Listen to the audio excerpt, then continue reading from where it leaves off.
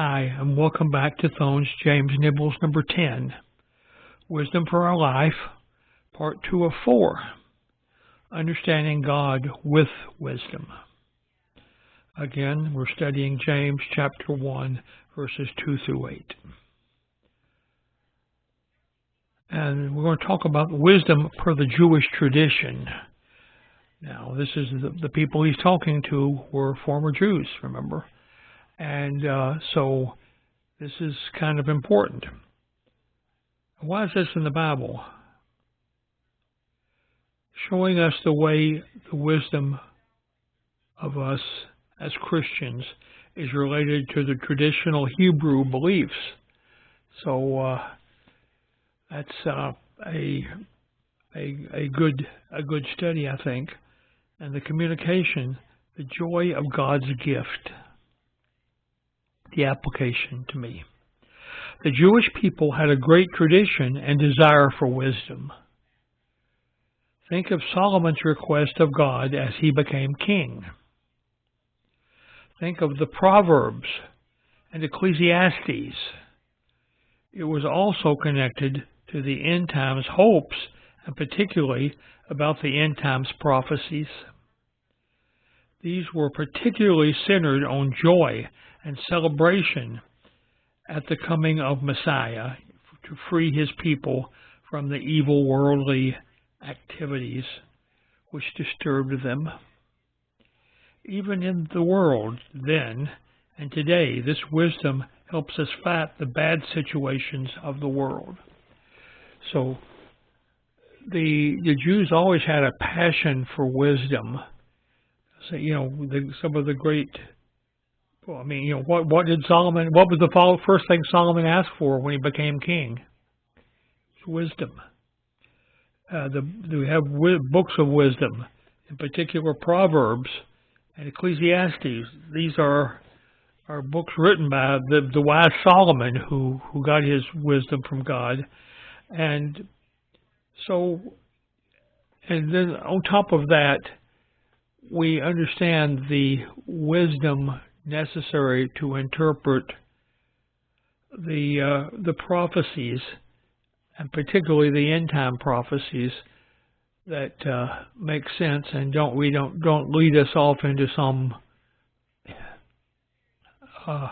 inappropriate interpretation of Scripture, but rather lead us into the very meat of Scripture, where everything agrees with everything else. And that's what we need, especially now in a world that is full of evil, deception, and trickery, and all of those things. And that's the way one would purport to get rich, is by using a illicit technique like that. So having wisdom now is very important, that we can counterbalance those people who are attempting to fool everyone else. God leads us with, when you follow my wisdom, you need not be afraid or ashamed, because I am with you, and thus victory is assured. Today, just as I was with the Israelites escaping Egypt. Think about it. The God who is leading us today in understanding what's going on in the world in a true and valid sense, rather than believing what some person wants us to believe. It's the same deal, and we know that the victory is ours against that evil, just as victory was the Israelites against the evil pharaohs of Egypt who were trying to hold them there in slavery. My response: Lord, thank you for giving these assurances as to our path and track, so long as we keep depending on your wisdom in our lives. And let us note that, and we'll talk about this a little more in some coming discussions as well.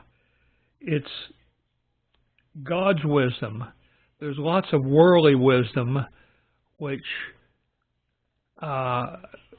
there's whole book sections in bookstores about